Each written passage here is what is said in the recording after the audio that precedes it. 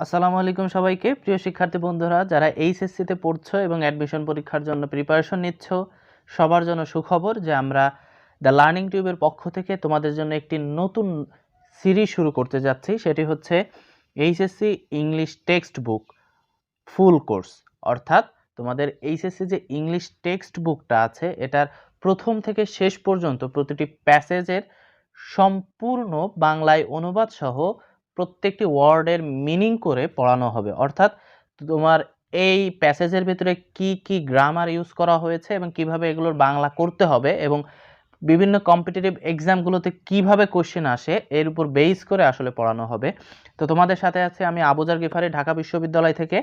তো আজকে হচ্ছে আমাদের প্রথম ক্লাস, আর প্রথম ক্লাসে আমরা আলোচনা করব বা আমরা পড়ব হচ্ছে আমাদের যে টেক্সট বুক আছে, টেক্সট বুকের ইউনিট 1 লেসন 1।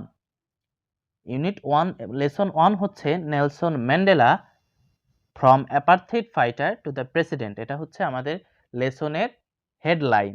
অর্থাৎ নেলসন ম্যান্ডেলা কে ছিলেন? ফ্রম অ্যাপারথেইড ফাইটার, তিনি কে ছিলেন? একজন বর্ণ বৈষম্য যোদ্ধা। অর্থাৎ তিনি চেয়েছিলেন যে কোনো বর্ণ বৈষম্য থাকবে না, অর্থাৎ সাদা কালো এর ভিতরে কোনো পার্থক্য থাকবে না, সবাই সমান সুযোগ লাভ করবে। তো সেই অ্যাপারথেইড ফাইটার থেকে তিনি হয়ে গেলেন কি? প্রেসিডেন্ট। এই জন্য তার যে জীবনী বা তার জীবনীটাকে এখানে তুলে ধরা হয়েছে এই প্যাসেজটাতে। তো আমরা দেখব কিভাবে সে অ্যাপারথেইড ফাইটার থেকে কিভাবে প্রেসিডেন্ট হলো। তো আমরা প্যাসেজ শুরু করার আগে কিছু ইম্পর্টেন্ট ইনফরমেশন জানবো ম্যান্ডেলা সম্পর্কে। প্রথমত জানবো আমরা যে he was the first black president of South Africa. অর্থাৎ সে কি ছিল? সাউথ আফ্রিকার প্রথম কালো প্রেসিডেন্ট ছিল। অর্থাৎ তার আগে যারা ছিল সবাই কিন্তু সাদা ছিল, অর্থাৎ সাদা রঙের মানুষ ছিল। আর উনি প্রথম প্রেসিডেন্ট যিনি কিনা ছিলেন কালো রঙের। এরপর হচ্ছে হি ওয়াজ এগেইনস্ট দ্য রেস ডিসক্রিমিনেশন। এবং তিনি কি ছিলেন? তিনি রেস ডিসক্রিমিনেশনের বিরুদ্ধে ছিলেন। রেস ডিসক্রিমিনেশন বলতে বোঝায় হচ্ছে বর্ণ বৈষম্য, আমরা যেটা বলেছি অ্যাপারথেইড। ঠিক আছে? তো রেস ডিসক্রিমিনেশনের বিরুদ্ধে কেন ছিলেন? যেন প্রত্যেকেই সমান সুযোগ লাভ করতে পারে, সমান সুযোগ সুবিধা লাভ করতে পারে। তো আমরা এটাই বলেছি। এরপর হচ্ছে তিনি জন্মগ্রহণ করেন 18 জুলাই 1918 এবং তার যে গোত্রীয় নাম বা তার গোত্রের নাম ছিল হচ্ছে মাদিবা। আমরা প্যাসেজে গিয়ে পড়বো যে তাকে তার বন্ধুরা ভালোবেসে মাদিবা বলে ডাকতেন। এরপর হচ্ছে তিনি প্রায় 30 বছর তার এই যে রেস ডিসক্রিমিনেশনের বিরুদ্ধে তার যে অবস্থান, এই কারণে তিনি কি হয়েছিলেন? 30 বছর কারাবরণ করেন। তিনি 1993 সালে নোবেল প্রাইজ পান। কিসে নোবেল প্রাইজ পান? শান্তিতে। এরপরে হচ্ছে তিনি ঠিক নোবেল প্রাইজ পাওয়ার পরের বছর অর্থাৎ 1994 সালে তিনি কিন্তু সাউথ আফ্রিকার প্রেসিডেন্ট হয়েছিলেন এবং সাউথ আফ্রিকার প্রেসিডেন্ট ছিলেন 1999 সাল পর্যন্ত।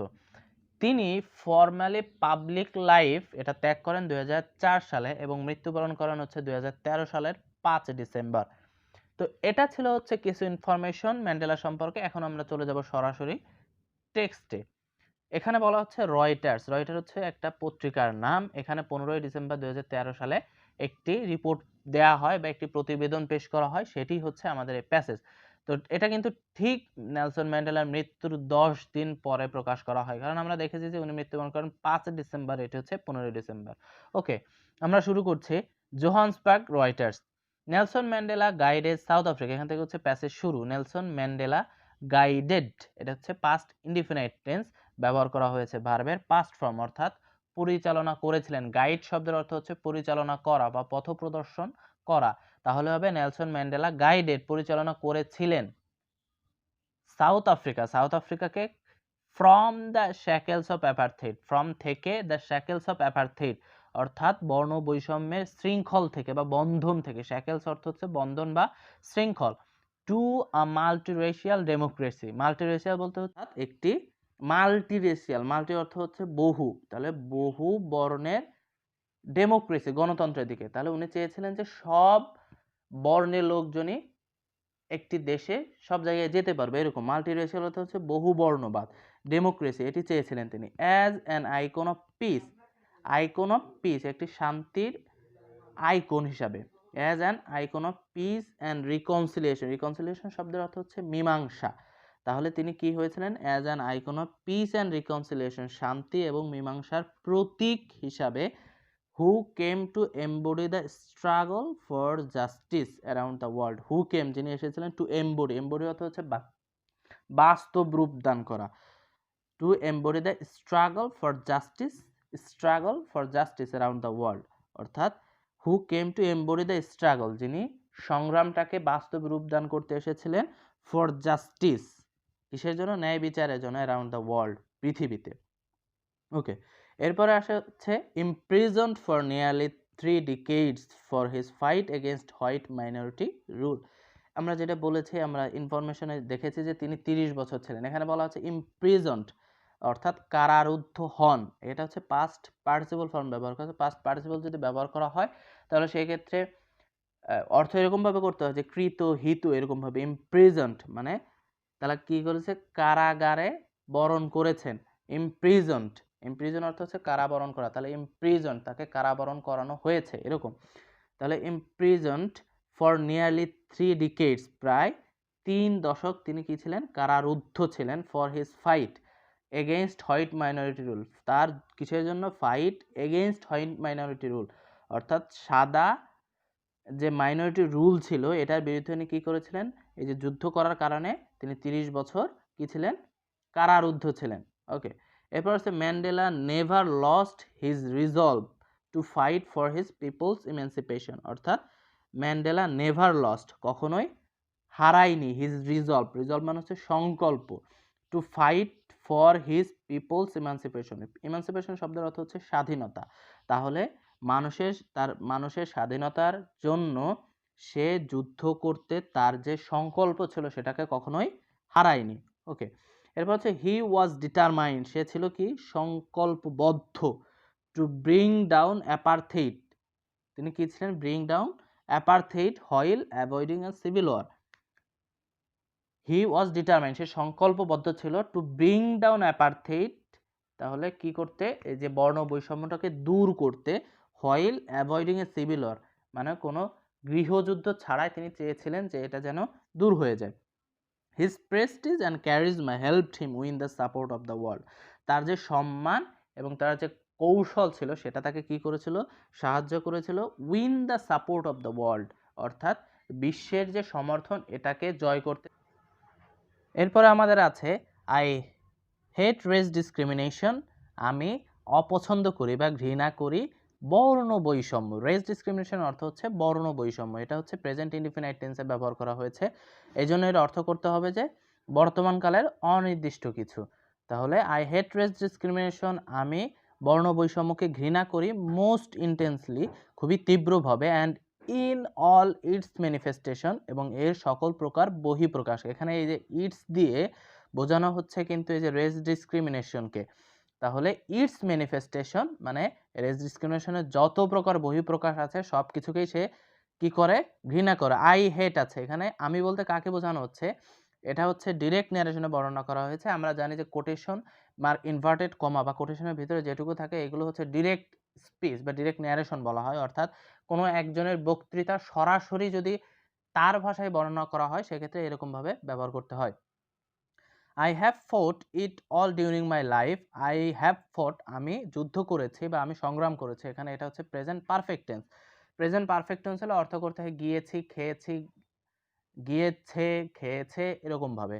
তাহলে হবে আই হ্যাভ ফট, আমি যুদ্ধ করেছি ইট এর বিরুদ্ধে, অল ডিউরিং মাই লাইফ, আমার সারা জীবনে। আই উইল ফাইট ইট নাও, এটার বিরুদ্ধে আমি আবার এখন আই উইল ফাইট, আমি কি করব?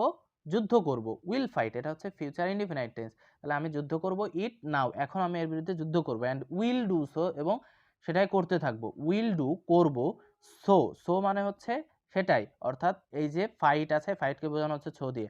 আনটিল, যতক্ষণ না পর্যন্ত, the end of my days, এখানে মাই ডেজ বলতে বোঝানো হচ্ছে মাই লাইফ, অর্থাৎ যতক্ষণ না পর্যন্ত আমার লাইফ বা ডেজ বা আমার জীবন শেষ হয় ততক্ষণ পর্যন্ত আমি কি করতে থাকবো? যুদ্ধ করতে থাকবো। কিসের বিরুদ্ধে যুদ্ধ করতে থাকবো? এই যে রেস ডিসক্রিমিনেশন এবং এর ম্যানিফেস্টেশন যত আছে এর বিরুদ্ধে। ম্যান্ডেলা সেইড, ম্যান্ডেলা বলেছিল। তাহলে কি বুঝলাম? এই যে আই দিয়ে কাকে বোঝানো হয়েছে? ম্যান্ডেলাকে, অর্থাৎ ম্যান্ডেলা এগুলো বলেছিল। কখন বলেছিল?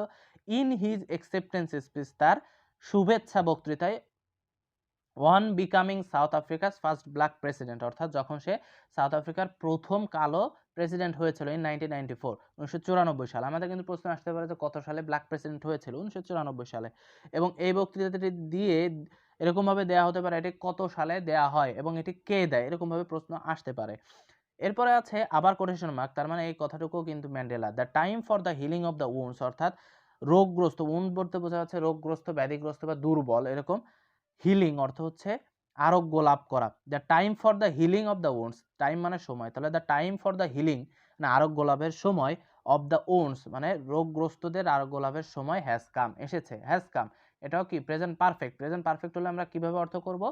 এসেছে, গিয়েছে, খেয়েছে, এরকম ভাবে। তাহলে হ্যাজ কাম এসেছে। দ্য মোমেন্ট সময়, টু ব্রিজ দ্য ক্যাজম, ব্রিজ অর্থ হচ্ছে জোড়া লাগানো বা একত্রিত করা, ক্যাজম অর্থ হচ্ছে ফাটল, তাহলে ফাটল জোড়া লাগানোর সময়। That divide us, that divide us, that বলতে বোঝানো হচ্ছে ক্যাজম, মানে যে ফাটল আমাদেরকে দ্বিখণ্ডিত করেছিল, সেই ফাটল, ফাটল জোড়া লাগানোর মোমেন্ট সময়, হ্যাজ কাম এসেছে। ওকে, এরপরে আছে উই হ্যাভ অ্যাট লাস্ট, অবশেষে, উই হ্যাভ অ্যাচিভড, অ্যাচিভড অর্থ হচ্ছে অর্জন করা, তাহলে এটা আছে present perfect tense. Present perfect টেন্সে কি থাকে? সাবজেক্টের পরে হ্যাভ অথবা হ্যাজ এর সাথে ভার্বের পাস্ট পার্টিসিপল ফর্ম। তাহলে উই হ্যাভ অ্যাচিভড, আমরা অর্জন করেছি, আওয়ার পলিটিক্যাল ইমানসিপেশন, আমাদের রাজনৈতিক স্বাধীনতা বা মুক্তি। ইন 1993 সালে Mandela was awarded the Nobel peace prize, অর্থাৎ ম্যান্ডেলাকে নোবেল প্রাইজ দেওয়া হয়েছিল শান্তিতে। ওয়াজ অ্যাওয়ার্ডেড আছে এখানে, কিন্তু এটা প্যাসিভ ফর্মে ব্যবহার করা হয়েছে। প্যাসিভ ফর্মে ব্যবহার করা হলে সাবজেক্ট নিজে কাজ করে না, ঠিক আছে। অ্যাক্টিভ ভয়েসে হচ্ছে সাবজেক্ট নিজে কাজ করে। আমরা যদি ওয়াজ না দিয়ে এখানে বলতাম ম্যান্ডেলা অ্যাওয়ার্ডেড, তাহলে ম্যান্ডেলা দিয়েছিল, অর্থাৎ ম্যান্ডেলা নিজে দিয়েছিল নোবেল প্রাইজ। কিন্তু যখন ওয়াজ অ্যাওয়ার্ডেড দেওয়া হচ্ছে তখন এটা প্যাসিভ হয়ে যাচ্ছে এবং তার অর্থ দাঁড়াচ্ছে ম্যান্ডেলাকে দেওয়া হয়েছিল, ম্যান্ডেলা দেয়নি, বরং ম্যান্ডেলাকে দেওয়া হয়েছিল নোবেল প্রাইজ। অ্যান অনার, একটি সম্মান, হি শেয়ার্ড উইথ এফডব্লিউডি ক্লার্ক, একটি সম্মান যেটি হি শেয়ার্ড উইথ, সে কি করেছিল? ভাগাভাগি করেছিল, উইথ এফডব্লিউডি ক্লার্ক, এফডব্লিউডি ক্লার্কের সাথে। FWD ক্লার্ককে the white African leader, একজন সাদা আফ্রিকান নেতা, হু হ্যাড ফ্রিড হিম, যে তাকে কি করেছিল? মুক্ত করেছিল। হিম বলতে কাকে বোঝানো হচ্ছে? ম্যান্ডেলাকে। ম্যান্ডেলাকে যে মুক্ত করেছিল ফ্রম প্রিজন মানে কারাগার থেকে, 3 ইয়ার্স আর্লিয়ার, 3 বছর আগে। অ্যান্ড এবং নেগোশিয়েটেড মানে হচ্ছে আলাপ আলোচনা করেছিল বা সমঝোতা করেছিল, দ্য এন্ড অফ অ্যাপারথাইড, অর্থাৎ বর্ণ বৈষম্যের অবসানের ক্ষেত্রে যে আলাপ আলোচনা করেছিল। ম্যান্ডেলা ওয়েন্ট অন, ম্যান্ডেলা চলেছিল। গো অন অর্থ হচ্ছে চলা, তাহলে এর পাস্ট ফর্ম হচ্ছে ওয়েন্ট অন। ম্যান্ডেলা চলেছিল to play a prominent role, play a role, এই যে ফ্রেজটা আছে এর অর্থ দাঁড়াচ্ছে কোনো কিছু ভূমিকা পালন করা, তাহলে প্লে আ প্রমিনেন্ট রোল বলতে হচ্ছে একটি প্রসিদ্ধ ভূমিকা পালন করে চলেছিল অন দ্য ওয়ার্ল্ড স্টেজ মানে পৃথিবীর মঞ্চে বা পৃথিবীতে। অ্যাজ অ্যান অ্যাডভোকেট, একজন কি হিসাবে? সমর্থক হিসেবে। কিসের সমর্থক হিসেবে? As an advocate of human dignity, অর্থাৎ মানব মর্যাদার একজন সমর্থক হিসেবে পৃথিবীতে একটি গুরুত্বপূর্ণ বা একটি প্রসিদ্ধ ভূমিকা পালন করে চলেছিল। In the face of challenges, অর্থাৎ বিভিন্ন চ্যালেঞ্জের মোকাবেলায়, রেঞ্জিং ফ্রম পলিটিক্যাল রিপ্রেশন, চ্যালেঞ্জগুলো কেমন ছিল? পলিটিক্যাল রিপ্রেশন অর্থাৎ হচ্ছে রাজনৈতিক নির্যাতন বা রাজনৈতিক নিপীড়ন থেকে শুরু করে টু এইডস, অর্থাৎ রাজনৈতিক নিপীড়ন থেকে শুরু করে এইডস পর্যন্ত বিভিন্ন ধরনের চ্যালেঞ্জের মোকাবেলায় মানব মর্যাদার সমর্থক হিসেবে সারা পৃথিবীতে ম্যান্ডেলা একজন গুরুত্বপূর্ণ ভূমিকা পালন করেছিল। হি ফর্মালি লেফট পাবলিক লাইফ, সে ফর্মালি বা আনুষ্ঠানিকভাবে লেফট পাবলিক লাইফ মানে তার পাবলিক লাইফ ত্যাগ করেন ইন জুন 2004, 2004 সালের জুন মাসে। বিফোর হিজ 86th বার্থডে, অর্থাৎ তার 86তম জন্মদিন ছিল তার আগে। টেলিং হিজ অ্যাডোরিং কান্ট্রিম্যান, তার যে ভালোবাসার দেশের মানুষ ছিল তাদেরকে বলেছিল, ডোন্ট কল মি, আমাকে ডেকো না, আই উইল কল ইউ, আমি তোমাদেরকে ডাকবো। Don't call me, I will call you, তোমরা আমাকে ডেকো না, আমি তোমাদের ডাকবো। এই এই কথাটি দিয়ে আমাদের কম্পিটিটিভ এক্সামগুলোতে কিন্তু এরকম এসে থাকে যে এটি কার কথা, অর্থাৎ don't call me I will call you, এটি কোথায় আছে বা এটি কার বক্তৃতা। But he remained one of the world's most revered public figures, কিন্তু তারপরেও সে কি হয়েছিল? World's most revered, most revered হচ্ছে সবচেয়ে শ্রদ্ধেয়, তাহলে বিশ্বের সবচেয়ে শ্রদ্ধেয় পাবলিক ফিগারে পরিণত হয়েছিল বা ব্যক্তিত্বে পরিণত হয়েছিল। কম্বাইন অর্থ হচ্ছে সমন্বয় করা। কিভাবে হয়েছিল? কম্বাইনিং, সমন্বয় করে, সেলিব্রিটি স্পার্কল, তার যে যশ বা খ্যাতি, উইথ অ্যান আনওয়েভারিং মেসেজ, অর্থাৎ একটি দ্বিধাহীন বার্তার মাধ্যমে, দ্বিধাহীন বার্তার সাথে, of freedom, respect and human rights, অর্থাৎ স্বাধীনতা, সম্মান এবং মানবাধিকারের যে দ্বিধাহীন বার্তা আছে এর সাথে তার যে সেলিব্রিটি স্পার্কল অর্থাৎ তার যশ খ্যাতিকে কম্বাইন করে সে কি হয়েছিল? বিশ্বের একজন শ্রদ্ধেয় ব্যক্তিত্বে পরিণত হয়েছিল। এরপরে আমাদের টেক্সটের যে বিষয়গুলো আছে সেগুলো আমরা এখন যাচ্ছি। এরপরে আছে হচ্ছে he is at the epicentre of our time. He is at the epicentre of our time, অর্থাৎ তিনি ছিলেন, এটাও কিন্তু একজনের বক্তৃতা, এই যে কোটেশন মার্ক আছে তার মানে বুঝতে হবে এটা একজন ন্যারেশন বা কারো একটা কথা বলা হচ্ছে। He is at the epicentre of our time, অর্থাৎ তিনি ছিলেন আমাদের সময়ের একজন উপকেন্দ্র। আওয়ার্স ইন সাউথ আফ্রিকা, আমাদের উপকেন্দ্র কোথায়? সাউথ আফ্রিকাতে। অ্যান্ড ইয়োর্স, এবং তোমাদেরও, হোয়ার এভার ইউ আর, তোমরা যেখানে থাকো না কেন তিনি একটা উপকেন্দ্র ছিল। Nadine Gordimer the South African writer, একজন সাউথ আফ্রিকান লেখক অ্যান্ড নোবেল লরিয়েট, অর্থাৎ নোবেল বিজয়ী ফর লিটারেচার, অর্থাৎ সাহিত্যের নোবেল বিজয়ী একজন South African writer, once remark, একদা রিমার্ক মানে উল্লেখ করেছিলেন। তাহলে নাদিম গর্ডিমার বলেছিল এই কথাগুলো। দ্য ইয়ার্স, বছরগুলো ম্যান্ডেলা কি করেছিল? অতিবাহিত করেছিল বিহাইন্ড বার্স, অর্থাৎ বারের ভিতরে। বার বলতে বোঝা যাচ্ছে এখানে জেলখানার ভিতরে যে বছরগুলো ম্যান্ডেলা অতিবাহিত করেছিল, মেড হিম, তাকে তৈরি করেছিল the world's most celebrated political prisoner, অর্থাৎ বিশ্বের সবচেয়ে কি বিখ্যাত রাজনৈতিক কারাবন্দী হিসাবে তাকে কি করেছিল? তৈরি করেছিল। অ্যান্ড আ লিডার, এবং একজন কি নেতা of mythic স্টেচার for millions of black south Africans, অর্থাৎ মিলিয়ন্স অফ ব্ল্যাক যে কালো যে দক্ষিণ আফ্রিকান লোকগুলো আছে তাদের জন্য কি একজন নেতা হিসাবে তাকে তৈরি করেছিল। অ্যান্ড আদার অপ্রেসড পিপল, এবং অন্যান্য অপ্রেসড অর্থ হচ্ছে নির্যাতিত মানুষের, অন্যান্য নির্যাতিত মানুষের fair beyond his countries border, অর্থাৎ তার দেশের বাইরের যে বর্ডার আছে তার বাইরে যে নির্যাতিত মানুষ ছিল তাদেরকে কি করেছিল? তাদের কাছে এই যে লিডার হিসাবে পরিণত হয়েছিল। চার্জড উইথ ক্যাপিটাল অফেন্সেস, আমরা বলেছি যে পাস্ট পার্টিসিপল ফর্ম যদি কোথাও ব্যবহার করা হয় সেক্ষেত্রে তার অর্থ এরকম দাঁড়ায় যে কৃত, হিত, এরকম। তাহলে চার্জড অভিযুক্ত, চার্জ অর্থ হচ্ছে অভিযোগ করা, তাহলে চার্জড অর্থ হবে অভিযুক্ত। উইথ ক্যাপিটাল অফেন্সেস, অর্থাৎ ক্যাপিটাল অফেন্স অর্থ হচ্ছে বড় অপরাধ, বা দেশের সবচেয়ে বড় যে অপরাধটি করা হয়ে থাকে সেটাকে ক্যাপিটাল অফেন্স বলা হয়। তাহলে চার্জড উইথ ক্যাপিটাল অফেন্স, তাহলে সবচেয়ে বড় অপরাধে অভিযুক্ত ইন দ্য 1963 সালে রেভিনিউ ট্রায়াল, এটা ট্রায়ালের নাম। রেভিনিউ ট্রায়ালে তাকে কি করা হয়েছিল? অভিযুক্ত করা হয়েছিল। His statement from the dock was his political testimony. His statement, তার বক্তৃতা বা তার যে বিবৃতি, ফ্রম দ্য ডক, ডক অর্থ হচ্ছে আদালত বা কাঠগড়া, ডক অর্থ হচ্ছে কাঠগড়া, তাহলে কাঠগড়া থেকে তার যে বক্তৃতা, ওয়াজ হিজ পলিটিক্যাল টেস্টিমনি, তার রাজনৈতিক প্রশংসাপত্র, অর্থাৎ কাঠগড়া থেকে সে যে কথাগুলো বলেছিল সেগুলো হচ্ছে তার রাজনৈতিক কি টেস্টিমনি বা প্রশংসাপত্র। ডিউরিং মাই লাইফ টাইম, আমার সারা জীবন, আই হ্যাভ ডেডিকেটেড, আমি উৎসর্গ করেছি, মাইসেলফ, নিজেকে, টু দিস স্ট্রাগল, এই সংগ্রামে, অফ দ্য আফ্রিকান পিপল, অর্থাৎ যে আফ্রিকান পিপলদের বা দক্ষিণ আফ্রিকান মানুষের যে সংগ্রাম, এই সংগ্রামে আমি আমাকে কি করেছি? সারা জীবন ডেডিকেট করেছি বা উৎসর্গ করেছি। আই হ্যাভ ফট এগেইনস্ট হোয়াইট ডমিনেশন, আমি সাদা বর্ণবাদের বিরুদ্ধে কি করেছি? যুদ্ধ করেছি। আই হ্যাভ ফট এগেইনস্ট ব্ল্যাক ডমিনেশন, এবং আমি কি কালো যে বর্ণ বা কালো আধিপত্য এর বিরুদ্ধে কি করেছি? যুদ্ধ করেছে। আই হ্যাভ চেরিস্ট, আমি লালন করেছি the ideal of a democratic, একটি আইডিয়াল অর্থ আদর্শ, অফ ডেমোক্রেটিক, একটি গণতান্ত্রিক আদর্শ আমি কি করেছি? লালন করেছি। অ্যান্ড ফ্রি সোসাইটি, এবং মুক্ত সমাজ এবং একটি গণতান্ত্রিক আদর্শের আমি কি করেছি? লালন করেছি। ইন হুইচ, যেখানে অল পারসন, সকল মানুষ, লিভ টুগেদার, বাস করে, ইন হারমোনি, একত্রে, অ্যান্ড উইথ ইকুয়াল অপরচুনিটিস, এবং কি সমান সুযোগ সুবিধা নিয়ে এবং একত্রে যেখানে সবাই বাস করে এরকম একটি মুক্ত এবং গণতান্ত্রিক সমাজের আদর্শ আমি কি করেছি? লালন করেছি। হি টোল্ড দ্য কোর্ট, সে কোর্টকে বলেছিল। ইট ইজ অ্যান আইডিয়াল, এটাই এমন একটি কি আদর্শ, আই হোপ টু লিভ, যার জন্য আমি বাস করতে পারি বা বেঁচে থাকি, ফর অ্যান্ড টু অ্যাচিভ, যেটা অর্জন করার জন্য আমি কি করি? বেঁচে থাকি। But if I needs be, যদি প্রয়োজন হয়, ইট ইজ অ্যান আইডিয়াল, এটা এমন একটি আদর্শ, ফর হুইচ, যার জন্য I am prepare to die, যার জন্য আমি কি মরতেও প্রস্তুত। এরপর আছে ফ্রেন্ডস অ্যাডোড ম্যান্ডেলা, মানে বন্ধুরা ম্যান্ডেলাকে খুবই ভালোবাসতো, অ্যান্ড ফন্ডলি কল্ড হিম, এবং ভালোবেসে তাকে বলতো মাদিবা, মাদিবা হিসেবে তাকে ডাকতো। দ্য ক্লান নেম, গোত্রীয় নাম, বাই হুইচ, যার দ্বারা হি ওয়াজ নন, যার দ্বারা সে পরিচিত ছিল। পিপল লর্ডেড, মানে মানুষজন তাকে প্রশংসা করতো, লর্ড অর্থ হচ্ছে প্রশংসা করা, লর্ডেড প্রশংসা করেছিল, past indefinite, people lauded his humanity, তার যে মানবিকতা বা তার যে মহানুভবতা, কাইন্ডনেস, দয়ালু, এবং ডিগনিটি, তার যে মহানুভবতা, দয়ালু এবং যে মর্যাদা আছে, এটাকে মানুষ কি করেছিল? প্রশংসা করেছিল। তো আমাদের প্যাসেজ বা আমাদের টেক্সটটা ছিল এই পর্যন্ত। এখন আমরা এই টেক্সট থেকে যে বিভিন্ন গুরুত্বপূর্ণ ভোকাবুলারি আছে এগুলোকে বের করার চেষ্টা করব এবং তার 2টি সিনোনিম বা 3টি সিনোনিম পড়ব। তো প্রথমে আমরা যে ওয়ার্ডটি বের করেছি সেটি হচ্ছে রিকনসিলিয়েশন। রিকনসিলিয়েশন শব্দের অর্থ হচ্ছে মীমাংসা বা সমঝোতা। তো এক্ষেত্রে আমরা সিনোনিম ব্যবহার করতে পারি সেটেলমেন্ট, অ্যাডজাস্টমেন্ট। এরপর আমাদের যে ওয়ার্ডটি আছে সেটি হচ্ছে অ্যাপার্থেইড। অ্যাপার্থেইড শব্দের অর্থ হচ্ছে বর্ণ বৈষম্য। আর এখানে আমরা সিনোনিম হিসেবে ব্যবহার করতে পারি ডিসক্রিমিনেশন অর সেগ্রিগেশন। ডিসক্রিমিনেশন কে আমরা এটাকে স্পেসিফিক্যালি রেস ডিসক্রিমিনেশন বোঝাই হচ্ছে অ্যাপারথেইড দিয়ে, আর সেগ্রিগেশন অর্থ হচ্ছে পার্থক্য। তাহলে অ্যাপারথেইড অর্থ বর্ণ বৈষম্য, অর্থাৎ কালো এবং সাদার ভিতরে যে পার্থক্য করা হয় এটা। সেগ্রিগেশন মানে পার্থক্য, তাহলে এটাকে আমরা সিনোনিম হিসেবে ব্যবহার করতে পারি। এরপর আছে হিলিং। হিলিং অর্থ আরোগ্য লাভ করা, এবং যার সিনোনিম হিসেবে ব্যবহার করতে পারি কিউর, মেডিকেশন। এরপর যে ওয়ার্ডটি আছে সেটি হচ্ছে রিপ্রেশন। রিপ্রেশন শব্দের অর্থ হচ্ছে নিপীড়ন বা অত্যাচার, যার আমরা সিনোনিম হিসেবে ব্যবহার করতে পারি অপারেশন বা টর্চার।